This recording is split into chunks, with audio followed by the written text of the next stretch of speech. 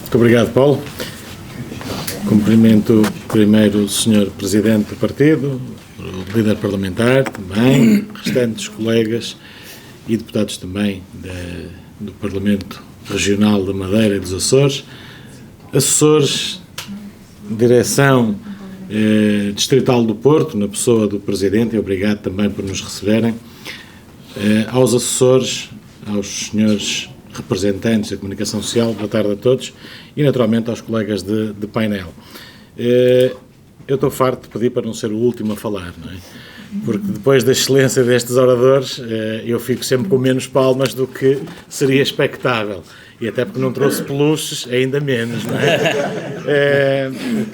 Bom, pode ser que da próxima vez tenham isso em consideração. Tendo em conta os desafios da próxima legislatura, eu gostava de enquadrar isto já com uma visão, e o Sr. Presidente não me vai levar a mal, dizendo isto desta forma. O Governo que o Sr. Presidente vai liderar deve, nesta temática, ter um desafio muito claro que tenha a ver com a carga fiscal. Eu não vou sublinhar o que disse o meu colega Rui Afonso em relação ao professor Dr. Luís Maia, mas também, em relação ao seu professor, eu tenho que estar em desacordo noutra matéria. Eu nunca votei em 15 partidos. Votei em 2. Um por engano e não chega por convicção. Mas o desafio que se vai colocar ao Chega na próxima legislatura, enquanto governo, assim esperamos e queremos todos, tem que ver com a carga fiscal para as empresas. Nós consideramos que as empresas e as pequenas, micro, médias empresas, que representam aproximadamente 99% do setor empresarial português, estão assoberbadas em impostos. E são elas o grande motor da economia nacional. São elas os principais, bem, tirando a parte do Estado, mas isso é outra questão, os grandes empregadores nacionais. E são eles que pagam os salários. E são eles que pagam os salários dos funcionários deles e da administração pública. Da pesada administração pública. E nós não podemos continuar a sobrecarregar e a viver à custa dos impostos altíssimos que estas empresas pagam. Se não vejamos, uma empresa atualmente em Portugal paga IRC. Segundo os dados da OCDE, temos a segunda taxa de IRC mais elevada. Isto chega às vezes a 31,5%. A taxa base são 21%, a taxa média são 25%, mas chega a 31,5%. Isto é uma loucura. Só há um país da OCDE que nos consegue bater, que é a Colômbia, que tem uma taxa média de IRC de 35%. Portanto, em termos da OCDE, nós estamos muito mal avaliados em termos de carga fiscal sobre as empresas. Mas partindo para outro imposto, temos também o IVA, com a taxa de 23%, a taxa intermédia de 13% e a taxa de 6%. Naturalmente que depois a empresa vai devolver, ou em alguns casos não devolve, tudo bem, mas é mais um imposto a crescer ao que as empresas trabalham, ao que as empresas no dia a dia vão produzindo. E, infelizmente, os sucessivos governos não perceberam que, ao sobrecarregar as empresas com estes impostos, estão a tirar a capacidade produtiva, estão a tirar a possibilidade das empresas aumentarem salários. Porque também, nessa componente dos salários, as empresas têm que pagar a TSU, que são 23,75%, e têm que pagar IRS. Portanto, isto é impostos e mais impostos. E depois ainda podemos continuar por aí fora. Se uma empresa quiser investir e quiser comprar um escritório, a fábrica, o armazém onde está instalado, vai pagar, naturalmente, IMT, vai pagar IMI, em alguns casos vai pagar AIMI. Isso é uma coisa também, Sr. Presidente, temos que acabar. E quando forem para a parte da frota automóvel, ainda vão ter mais 2 impostos. É o IUC e, no momento da compra, o ISV. Portanto, se não me falha a memória, já vamos aqui 9 impostos. Entre diretos e indiretos já vamos em 9. E é assim que vamos continuando. Quer dizer, quem nos dá o emprego, quem paga os salários, quem sustenta a máquina do Estado, então vamos sobrecarregá-los. Quando chega à altura, como vocês todos viram, do PRR, então vamos pegar aqui no maior bolo, empresas públicas. E as empresas privadas ficam com o restante. Se conseguirem lá chegar. O Sr. Professor há de concordar comigo, está nessa área, certamente, porque a burocracia, e referiu isso, e muito bem, é tanta que muitas empresas atualmente querem concorrer aos fundos europeus e desistem. Desistem a meio. Porque pedem-lhe o plano, naturalmente, de atividade, o plano de negócios, pedem-lhe a viabilidade económica e financeira da empresa. Uma empresa que não cumpra aquele requisito já não está apta a concorrer e assim vamos começando a eliminar seletivamente as empresas de concorrerem. Para quê? O objetivo é muito claro. Conseguir dotar as empresas públicas dessas verbas. Portanto, e é neste caos que o nosso país está mergulhado, em que um jovem empreendedor vai pensar duas vezes antes de avançar com o seu próprio negócio. Tira-se a iniciativa privada. Acaba-se com a iniciativa privada. Não se deixa um jovem ganhar asas. Não se permite. E depois, quando nós começamos a fazer contas aos salários, dizemos assim, mas porquê é que as empresas em Portugal pagam tão pouco? É fácil de perceber.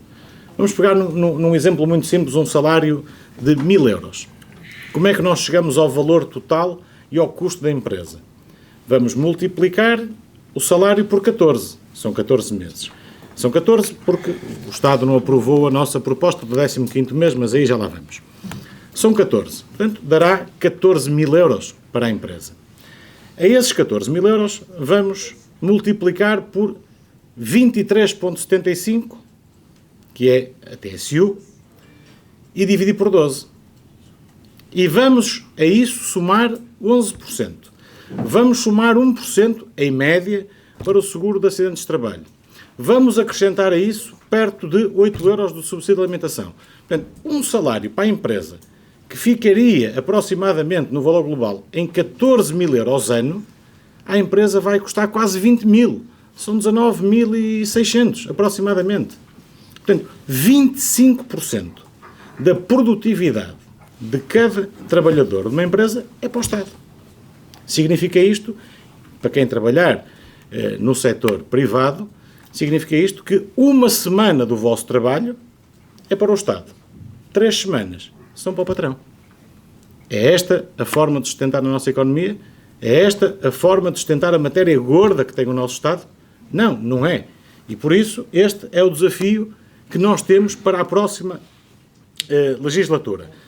Em relação ao que abordei e à proposta que o nosso Presidente decidiu, e muito bem apresentar, faz todo sentido, e acho que todo o grupo parlamentar aplaudiu essa iniciativa, do 15º mês isento de IRS e de TSU. Naturalmente que o Governo Socialista recusou. Eu não vi ainda a bancada parlamentar do Partido Socialista aprovar uma boa proposta, senão já tinha aprovado as nossas e não as do Rui Tavares. Naturalmente que, pegando numa boa ideia, aliás, como já houve outra ideia excelente que teve a ver com o IVA zero dos alimentos, também fomos nós que propusemos e que eles também recusaram e logo a seguir foram eles propor e ficar com o louro de uma proposta vinda do Chega. Não aceitaram esta nossa proposta, mas também acharam a ideia interessantíssima e tinham que ir rebuscar aquilo, dar ali uma mexidela e arranjar alguma forma que conseguissem passar um projeto mais ou menos idêntico. E então criaram, a senhora Ministra do Trabalho e da Segurança Social criou uma forma de dizer: eu aplaudo o Chega, mas por baixo da mesa. Portanto, vamos fazer o seguinte: vamos dar às empresas a possibilidade de, em 2024, dar mais um salário aos trabalhadores, isento destes 2 impostos, mas, e está aqui o mas, sob a forma de distribuição de dividendo. Não é mais um salário. Portanto, isso era copiar o Chega e nós não o podemos fazer. Portanto, vamos dar sobre a forma de distribuição de dividendos. E como é que nós vamos fazer para ainda assim ser um bocadinho mais diferente do Chega? Se as empresas aumentarem estruturalmente os salários em 5%. Ora, está aqui a forma do PS dar com uma mão e roubar com uma mão ainda maior. Porque aumentar ou ir buscar 5%, impostos de 5% de um aumento estrutural dos salários, vezes 14 meses, vezes os milhares de trabalhadores que estão no setor privado, é muito maior, ou seja, o ganho para o Estado é muito superior ao que vão deixar de receber com a benesse, entre aspas, do que vão deixar de embolsar com este 15º mês. Portanto, esta é a forma socialista de nos ludibriar. Conseguiram fazer isto durante muitos e muitos anos. Felizmente existe agora o Chega. E para nos conseguirem enganar, tínhamos que estar muito desatentos, coisa que não estamos. E neste caso em concreto, Sr. Presidente, termino como comecei, é o desafio que nós temos para o próximo ano, a partir de abril, penso, que seja dada a posse, se não houver atrasos como no ano passado, é o desafio que nós temos, é que o Sr. Presidente, quando começar a liderar o Governo, tenha em causa que este desafio que aqui se coloca é, sem dúvida nenhuma, estrutural para o país.